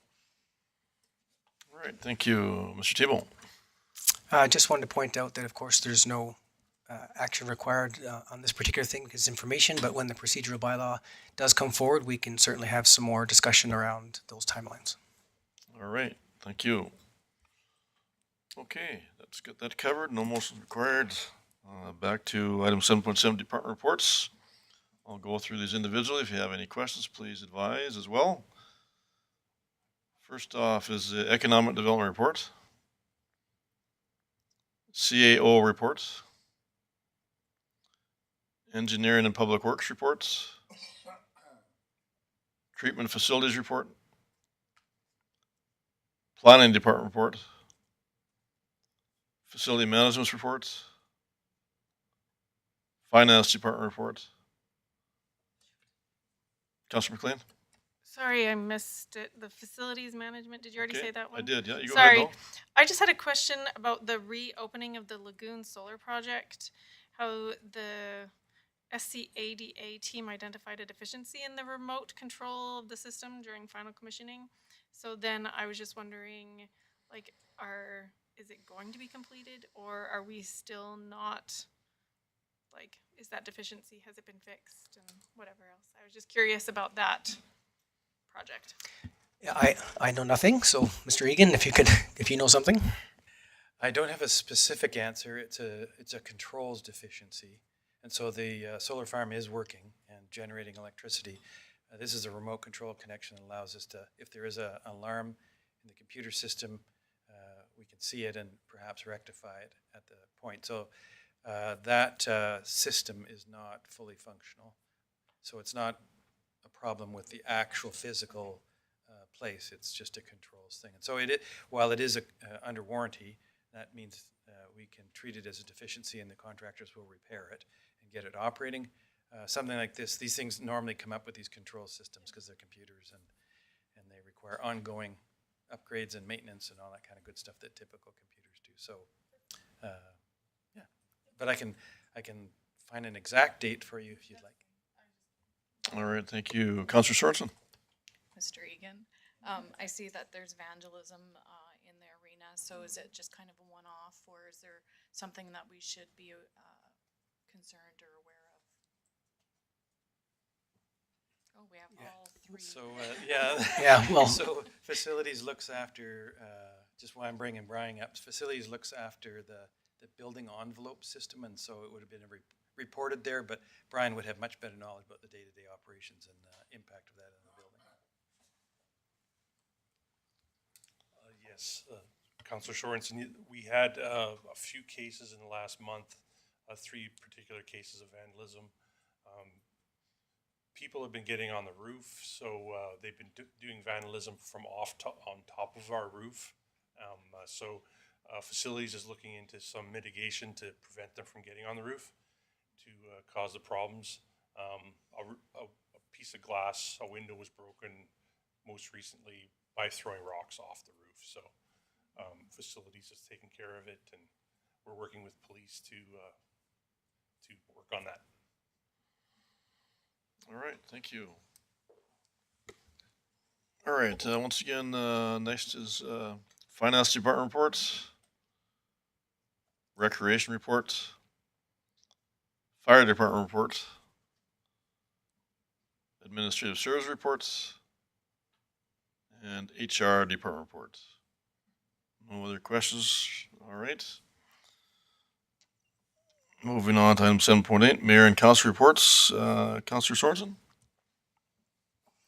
Thank you, Mr. Mayor. I did attend all my meetings, and I just have an update from South Grow. So they're working with Alberta government to help promote our region for export to Asia. So that's kind of the focus. There's a huge market surge and interest in specifically agricultural products for feeding their citizens. And the grant writing help is increasing, so they find that that's very beneficial for the communities. And they just formed a sustainability committee because the government is going to stop funding for the RETAs in 2 more years. So there's a committee being formed to see how we can continue with the program without provincial funding. And that's All my right. update. And Thank Merry you. Christmas and Happy Holidays. to All everyone. right. Thank you. Councillor Renfro. Thank you, Mr. Mayor. I attended the meetings I was able to attend, and I just want to pass on Merry Christmas and Happy New Year to everybody too. All right. Thanks. Thank you. Councillor Brown. Thank you, Mr. Mayor. I attended the meetings I was able to, the Highway 3 Executive meeting, Rec Board meeting. I am sorry to say I did miss the MPC meeting. My mistake, I missed it on my calendar, but everything is going along nicely. Really happy to see how the highway is progressing. Excited to see that finally done to Burdette. And nothing else to report, and I too wish everyone a very Merry Christmas and a Happy New Year. All right. Thank you. Councillor Firth. Thank you, Mr. Mayor. I attended all the meetings I was required to, as well as the Kiwanis Carol Festival last week, which is always nice, puts everybody in the holiday spirit. And again, like to wish everybody a happy holidays, Merry Christmas, and a Happy New Year. Thank you. Councillor Beckering. Thank you, Mr. Mayor. Echoing all what's been said, Merry Christmas, Happy New Year. All right. Thank And you. the Kiwanis Festival was good. Your trumpet needs a tune-up. Yes, it does. It does. All right. Councillor McLean. Thank you, Mr. Mayor. I also was able to attend all of the meetings that I was required to attend to, and I also was at the Kiwanis Carol Festival, which was all lovely and fun. And I also participated in playing the piano for one of the choirs, but it was a good turnout and it was lovely. And I just wish everyone a Merry Christmas and a Happy New Year. All right. Thank you. And for myself, I did attend a variety of meetings, check signing, and document requirements. I also attended the Shoppers Drug Mart grand opening event, attended UCP dinner invite in Coaldale as well, along with attending the Tabor Library Christmas concert. I also did several media interviews and attended and participated in the Kiwanis Christmas concert as well. Myself and Councilor Bruin were in attendance here for the Community Foundation check presentation related to the picnic shelter at the trout pond for $15,000. Very appreciative.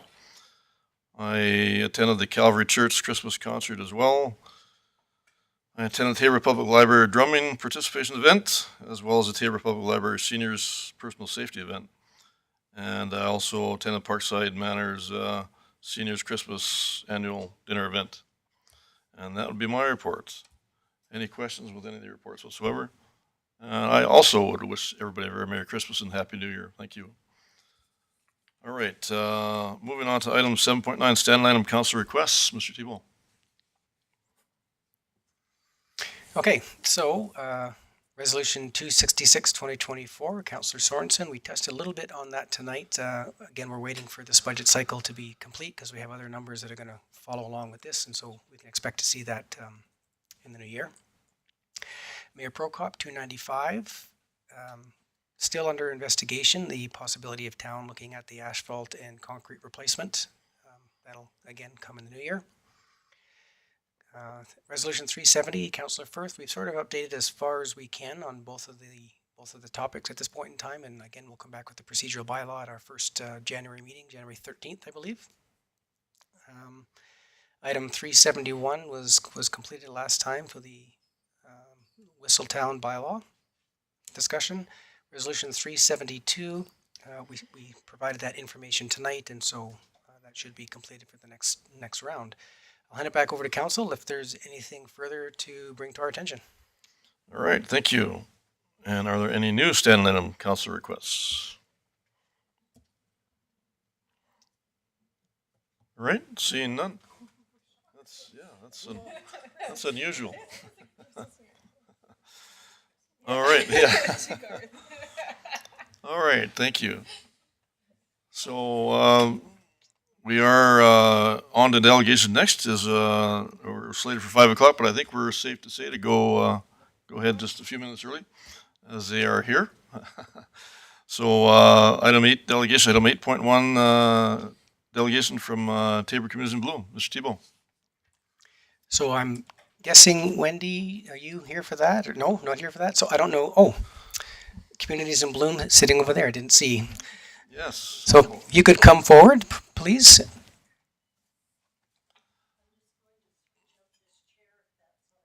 You do what you need.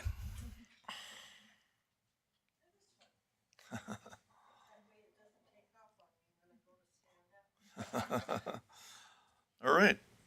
Mr. Rombo, welcome. If you just press that, I think you know how that one works. Just press that center button there. There you go. You're live now. There Thank we you. go. Good afternoon, early evening, everyone. Yeah, good afternoon. Anyway, Mr. Mayor and councilors, I am appearing today on behalf of Tabor Communities in Bloom, and I've come begging again. I'm getting very good at that. I understand that you've all been attending all these Christmas celebrations and whatever. So I hope that when you're on your way either to or from, you are all enjoying our Christmas lights this year. There's been a couple of changes, particularly in the park. And I've come to ask for a little bit of extra assistance. This year, we had to replace the lights on the gazebo. And these are all commercial lights because the regular lights that you buy at Canadian Tire or something like that just don't last. So these are all commercial grade lights. We had to replace the ones on the gazebo. They were getting old and some of them were burning out, and they were the old lights that you could not replace the bulbs in. So once they burnt out, the whole line didn't go, but the bulb did, and you couldn't replace it. So we replaced those with the new LED lights. We also, the Public Works Department, who work with us, and we appreciate them so much, they agreed to take the white lights, which were put on those 2 trees on either side of the gazebo, because they had the biggest tree as you come in the park from the entrance. Those lights all had to be replaced on that tree this year. And so what they did was they took the 2 smaller trees on either side of the gazebo, took the new lights off of there, and redid that that big one right at the very beginning of the park. That enabled us to put those teal lights up that are on either side of the gazebo, and also we put the lights on that purple tree that's there in the entrance to the park. That bill came to $4,000. Now we have graciously, and we do appreciate it, you give us $2,000 a year for the Christmas lights and decorations. Unfortunately, due to everything having a cost increase, we just are struggling right now. The only way we got to do those 2 trees, those 2 teal trees, we received a donation from the United Nurses of Alberta, Tabor branch, of $1,500. Now, when they first asked me, I told them, well, I think it's around $800 a tree to light one of those trees. that was a price that was given to me who knows how long ago. And so we thought we'd be able to light up 2 trees. Little did I know, the price is now somewhere between $1,300 to $1,400 a tree. So that it covered it to a certain extent, and we had some little bit of extra money out of our coffers, and then some out of our planting budget to cover the cost of that $4,000. So what we're asking for is if we could have an increase in our Christmas light budget, because there are other trees that need to be replaced. And also, if you notice, those teal trees and even the purple tree, they need to be added to get, you know, the full effect, like some of those other large trees in the park. So we're asking for an increase of $3,000 per year. So a total of $5,000 per year, because there are also some of the decorations that are getting tired, and they'll need to be replaced in the next year or so. And we also would like to start, you know, to keep adding to that. So that's what I'm asking for, is an increase in that budget of $3,000 per year. And we're getting good feedback from everyone. They really appreciate the parks and, you know, the police station and everything, that whole area, and over by the cornstalk being lit up and everything, but things do wear out. And even the new lights that we are putting on the tree, bulbs need to be replaced, and they're not cheap either. So that is what I'm asking for. All right, well, thank you so much for your presentation. Any questions arising? Councilor Bruin?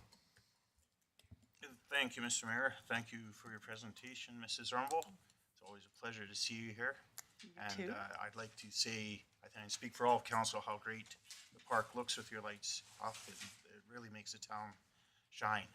Mm-hmm. So it's very nice. It doesn't hurt that house across the street from the park is lit up beautifully either. It's kind of complements everything. Yes, it's really, really nice to see the town lit up. And yes.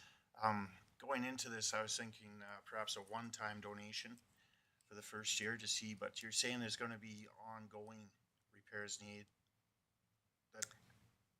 Yes, things do wear out, and I don't know if any of you noticed, there were 3 little penguins in the park. In the daytime you see them, but unfortunately none of them light up anymore, and we've tried to, you know, repair them, but yeah.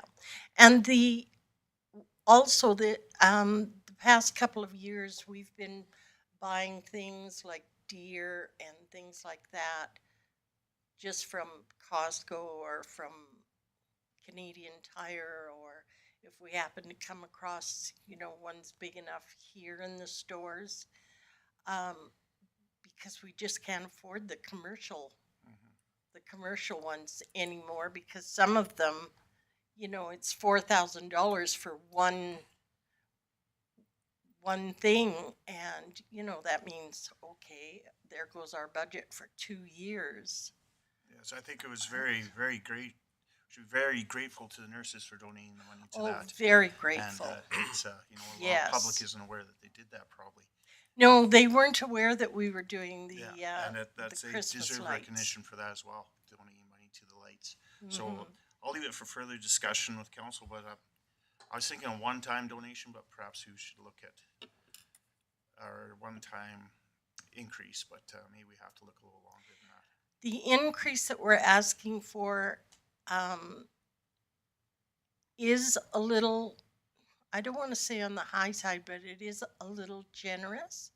But we don't want to have to come back year after year after year, you know. I can't remember how long it's been since we've had an increase in that budget, but things are going up. And, you know, when you buy things just in the stores that are Actually, not it's- commercial grade, It's so ridiculous, the price of things now. So I think Yeah. further for council discussion, but I think you swayed me, my personal opinion. So. All right, thank you, Counselor Sorensen. Thank you, Mr. Mayor, and I just want to thank you and your committee for beautifying our community. It's just brings joy to me, myself personally, when I drive past the police station or, you know, now the Confederation Park because of all the beautiful lights and all the beautiful flowers in the spring and summer. So thank you for that. And I just have one question for the commercial items. What's the lifespan that we can expect then? Compared to, you know, the other stuff we get at well, Walmart. some of the commercial things, I don't know what the lifespan is of them, but for instance, that Christmas tree that is at the Cornstalk, it's very well built. We haven't had any problems with it at all. And that has to be, I would think, 6 or 7 years old. Because sometimes they have like a life expectancy for like light bulbs and stuff. So I Yes, didn't know well, if they have that I'm or not saying that some of the light bulbs haven't been replaced. Yeah. But the stand itself, and it's still all lit up, and it doesn't blow away in the wind, and you know, it's very well made. But just for an example, the nativity display out here, we were looking through our commercial book that we have, and what we have out there right now, if we were to order it out of that book, would have been over $12,000. Henk de Vlieger built it for us for just the cost of what it took him to build it, the materials. That's all, and I think it came to around $1,500 or $1,600. So it was a very big saving, and he's done, as you know, a lot of the Merry Christmas signs and things like that, and we just pay for the material, and he does it. I think we have a very generous community. We have a community very members, generous community, yeah. very, yes. But I would support the increase in budget. I think you guys do an amazing job, so I think it's fair to say that the budget should go up. All right, thank you, Counselor Brown. Thank you again, Mr. Mayor. It was very interesting when you said the nurses donated to that. Have you approached other people for donations for lights, like the police union or something Well, like that, to you know, support It lights? has been discussed between some of our members, Mhm. and we were thinking of, like, we've lit up the park with the white lights and whatever, and it's very striking. This year, because we decided to go with those teal lights for the nurses, it was just to distinguish so they would know when they drove by it that, No, hey, those are our trees. and maybe some red and blue lights on it. on That's the what we trees. were discussing, Yeah. you know. I think that the maybe we community could would approach people. the community would appreciate that so much from our. Association. We just happen to have two chiefs here present tonight, you know. That, you know, that we could approach different groups and they could have a tree of their own color. Well, perhaps tonight you won't need to approach them. They may approach you. Hey, there you go. All right, thank you, Counselor Beckering. Yeah, thank you, Mr. Mayor. Thanks for the presentation, Margaret. You're doing a good job as always. Thank It's you. hard to resist your appeal to our good senses to make the town and keep the town beautiful. And I know you're receiving $10,000 a year from us now, Community Improvement, which I think is a pittance. And with that, Mr. Mayor, I'd like to make a motion Sure, very well. that council approve the additional funding of $3,000 from Communities in Bloom in the amount of $3,000 per year, with funding to come from the operating reserves. All right, thank you. Motion on the table. Any further discussion? All in favor? Carried unanimously. Thank you. Thank so much. you very much. And just- Appreciate it. And Just to reiterate, we do get very, very many comments about how beautiful things look out there and just how that's enhanced the park with the Christmas display there. And next so time it's 40 below and you allow us 3 days to get them there up, you go. I'll be calling All right, on you. All right. And we thank you all so much for your many efforts as well. Thank you very much, everyone, and Merry Christmas. Thank you. Same to you. All right, on to item 8.2, South Grove delegation. Mr. Thibault. I see that Mr. Peter Casarella is here, so I'll call him forward. And he can go through the presentation. Peter, you can use the mouse that's right there in front of you to run through it, or I can run through it for you, whatever you like. Oh, perfect. Thank you, Peter.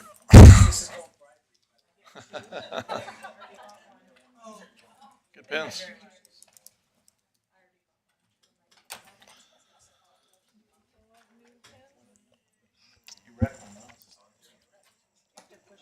Just press that center button. Yes, and and you're live now. Yeah, welcome, Mr. Thanks very Casarella. much for having me. Peter. Thank you. How much time would you like me to take tonight? Well, whatever's within reason, I guess. Well, thank you so much for having me here today. My name is Peter Casarella, and I'm the Executive Director of the South Grove Regional Initiative. I work for you along with 29, 30 other communities throughout southern Alberta. And I'm here as part of our mandate from the board to report directly to our members, 40% every year, get directly in front of council to tell you what we are doing with the taxpayer money that has been entrusted to us on behalf of your community and the entire region.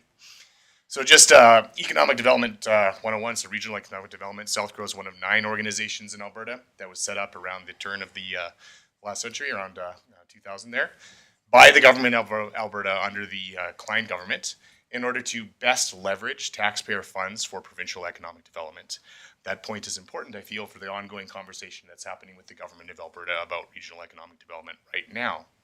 The intent of our organizations is to do provincial economic development, where the government gives us an operating grant in partnership with our municipalities in order to do projects that help move the needle on provincial priorities in partnership with municipalities by leveraging local expertise and municipal leadership in order to do projects that make sense in that region.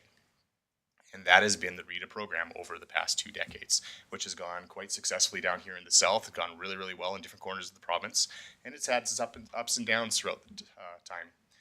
A few of the big impacts that we've had. If you look at this list of projects over the past couple of decades, you can trace the seeds of immense impact there.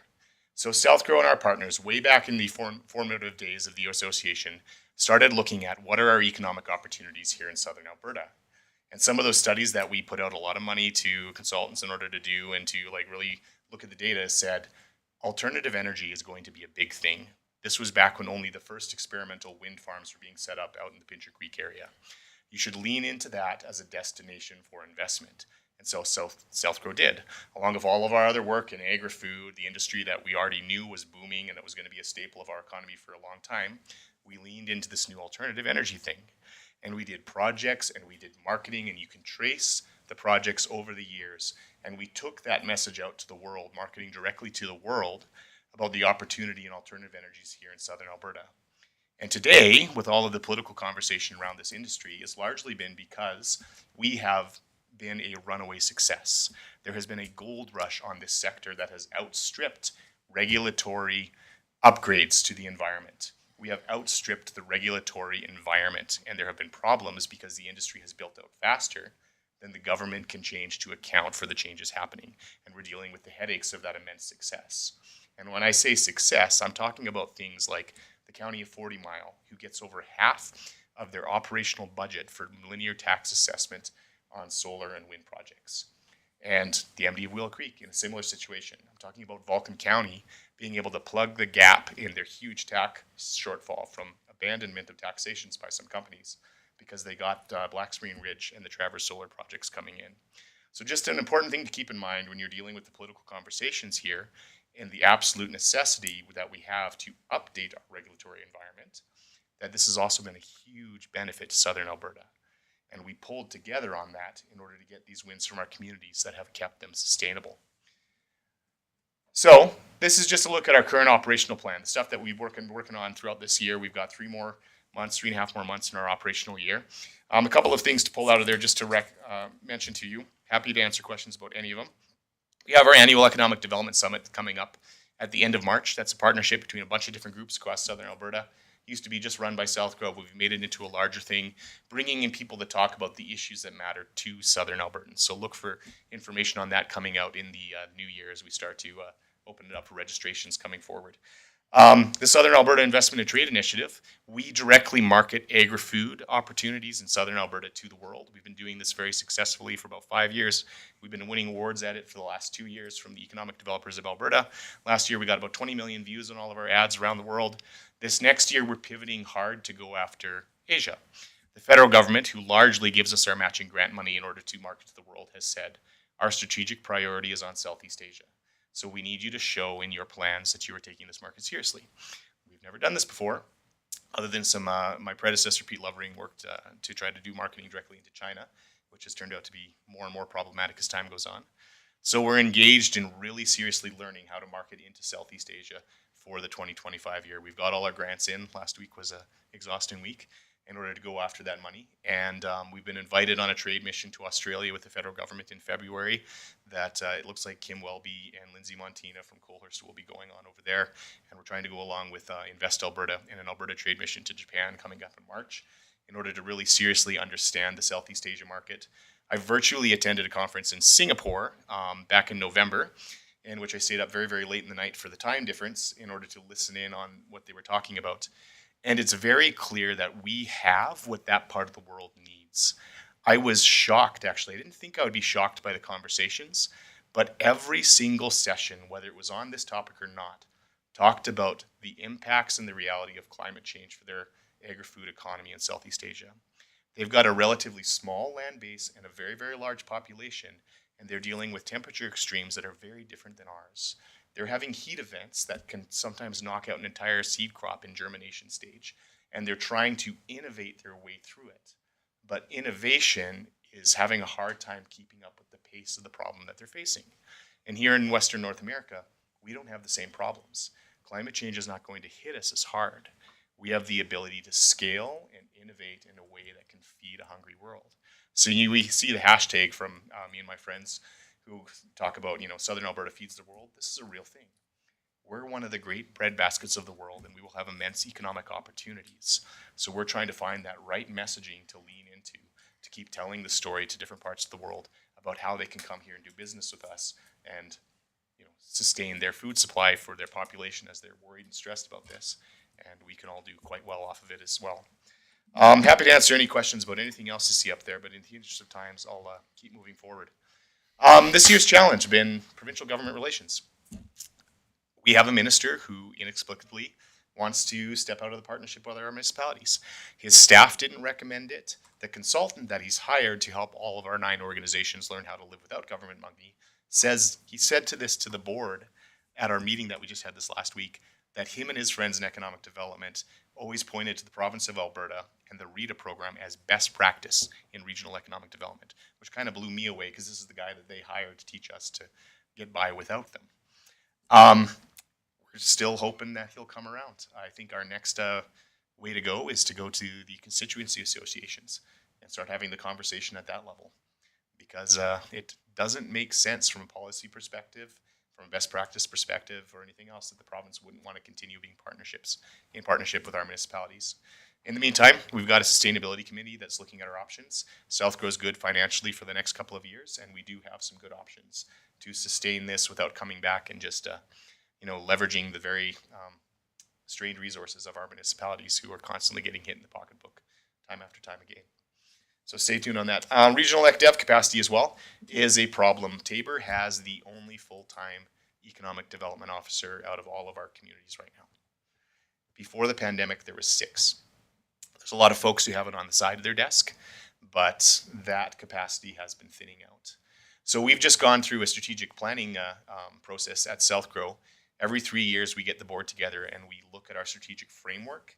It's basically the guiding rules of our association. What do our communities want us to focus on and work on and look at? And we heard very, very clearly through that process that our board wants us to focus more on providing direct help into our communities. So what we're looking at building out for next year, and we've finished applying for a bunch of grants in order to do this, is to have somebody work directly with all of our communities to build custom, specific, and achievable economic development plans for all of our communities so that they all have a path, and then coach them along the path to help them implement that. Whether it's with Barnwell or Vauxhall or Milo, these kind of places, help them implement that economic development plan. And of course, for the larger communities like yourselves who do have an economic development plan, who do have resources, come alongside and contribute where we can to help you with your specific plan so that everybody gets something out of that. If we're going to have a full-time resource, which I'm trying to get in place, they should be able to give some of their time and energy to help out every single one of our members.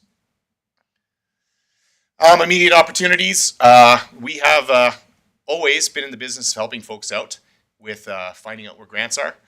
You guys do have grant support here in the town of Taber, but Southgrow basically picks up the phone and we provide grant support advice to any of our members of the nonprofits or charities or community groups or associations that are living within them.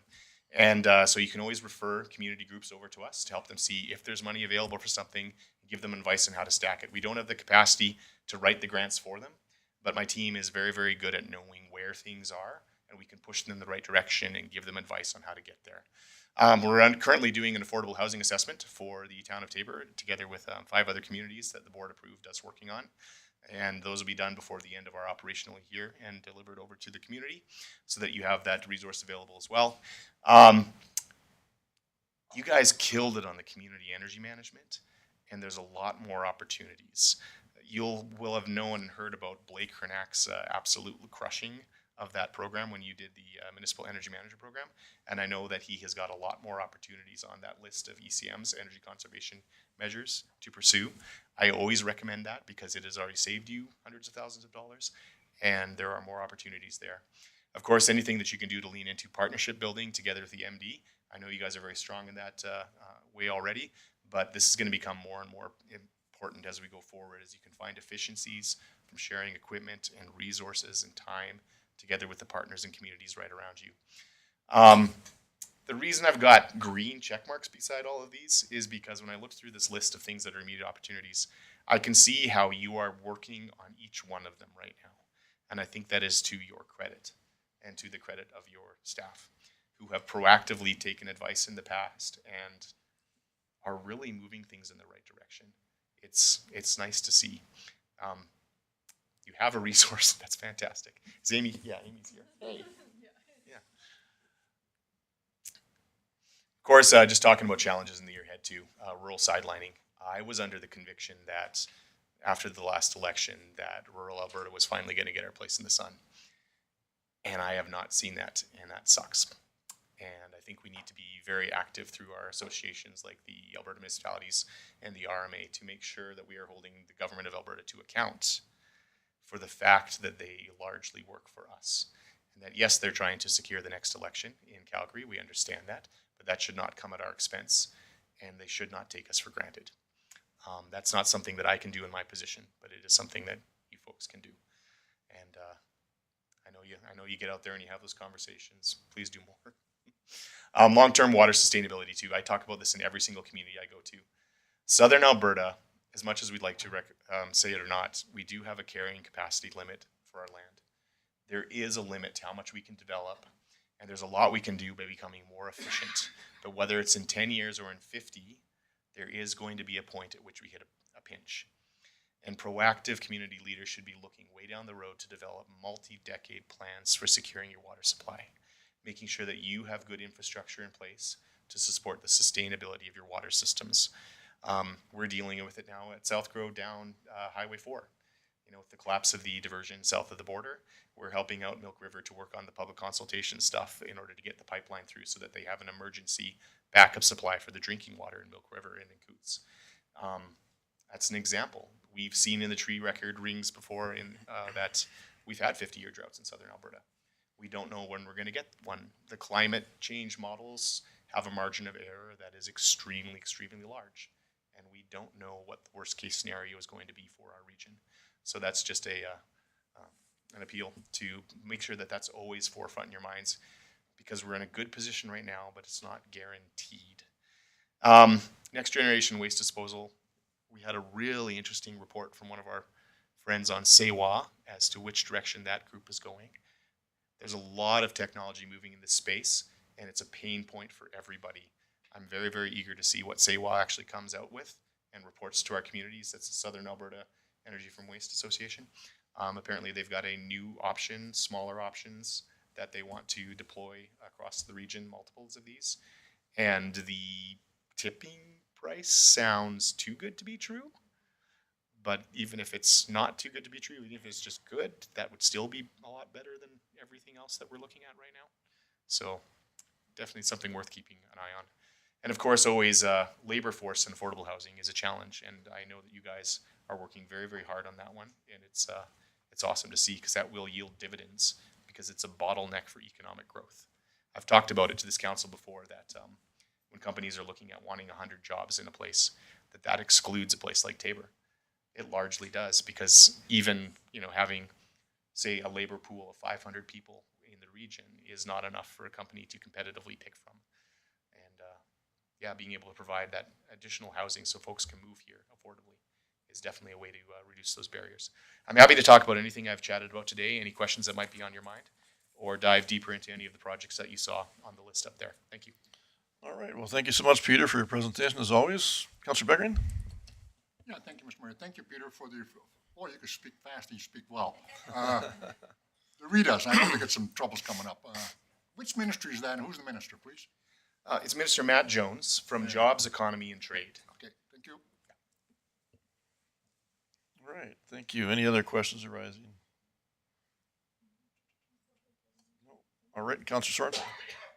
Yeah, I can just reiterate that it was a very informative annual meeting, and just great things that are going to be moving ahead in the new year. And just, I'm interested in what the Sustainability Committee puts forward in the new year. I think it'll be probably mid-year before we find any results, but If I'll just add in something to put in each one of your brains, one of the best options we have on the table is a nice way to start making industry help pay for regional economic development. And it's a regional business license program. Now, this has worked really, really well over in Alberta Southwest in the Pincher Creek area and the Mountain Corridor. And it's worked really well because they have a lot of small communities, and they charge about $80 as a rider that goes on top of any business license that's sold in the region and allows those companies to do business anywhere in the region. Now, before the pandemic, I looked into this really deeply here in South Crow, and one of the barriers that we run into is we've got a couple larger communities like Taber and Coaldale who have a very high out-of-town business license. And so that was identified at the time as a barrier to implementing something like this. I still think there's a possibility, but it would be something that would have to be navigated. And it could be done with a coalition of the willing, obviously, but the danger there for a place like Taber is you wouldn't want to give up out-of-town business license fees because they form a substantial portion of your own economic development budget. But there might be some sort of system that we can figure out there that would work for the larger municipalities along with the smaller. And it brings in like 60% of Alberta Southwest's budget, and it would be much higher here in the South Crow region if we can figure out the right arrangement to make it work.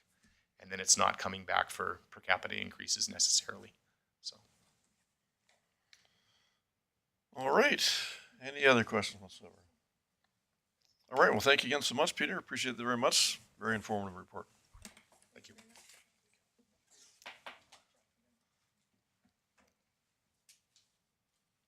All right. Moving on to media inquiries. Mr. Tebow? I think same answer as usual. There are none. All right. Thank you.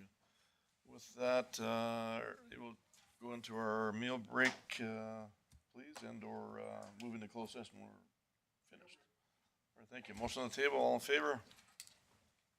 Carried unanimously. Thank you.